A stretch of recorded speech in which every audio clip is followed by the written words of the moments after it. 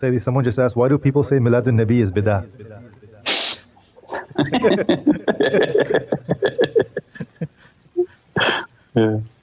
Because they're crazy. That's every time. We're in a time of Dajjal. If people don't understand what time they're in, what time is it? Iqtarab as-sa'at. When Allah said, when you see the clock, then remember the time has come.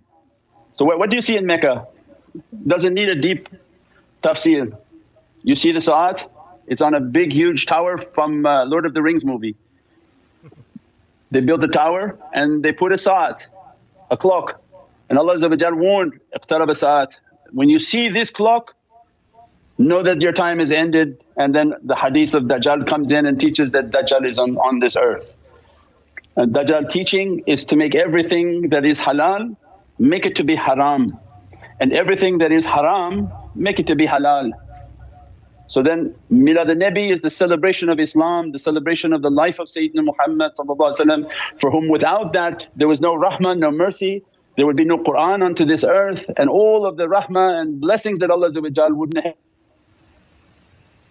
look like the moon, void of everything.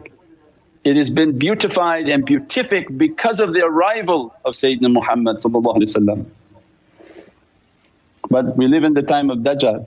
That's why if you want to pray extra for tonight and you want to give something good for tonight, they say it's bid'ah, means they're taking what's halal and they make it haram. Then go onto their websites and see how they have now halal nightclubs where everybody comes with no clothes on. And they say, this is a halal nightclub we have now in Riyadh.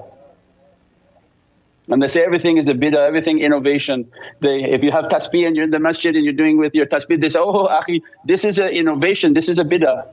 I said, this is a zikr of Allah. It doesn't matter I use my finger, I use a rock, I can throw my siwak if I want. But the zikr of Allah is never haram, it's always halal. And however I want to do it is always going to be halal. But ask them about the phone, how come their phone is not a bid'ah? But the tasbih is a bid'ah? They pick and choose, that's why the ocean of hypocrisy.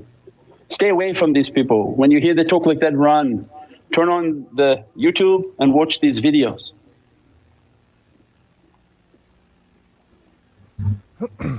Sayyidi, are the 72 that go astray, are they a group of Muslims or religions or people among all humans? Who are the 72? No, Prophet Sayyidina Muhammad described that Islam, there would be 72 groups and sects.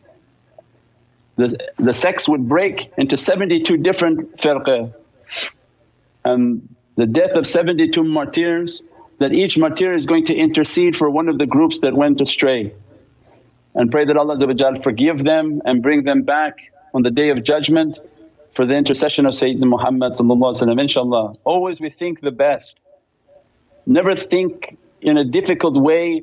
It's like we described before, when you go for testing at school, you don't beg the teacher to test you at the hardest level. You beg the teacher, please grade us at a scale so that all of us, if we do bad, that becomes good. That to grade us on a curve so that we're not going to be punished.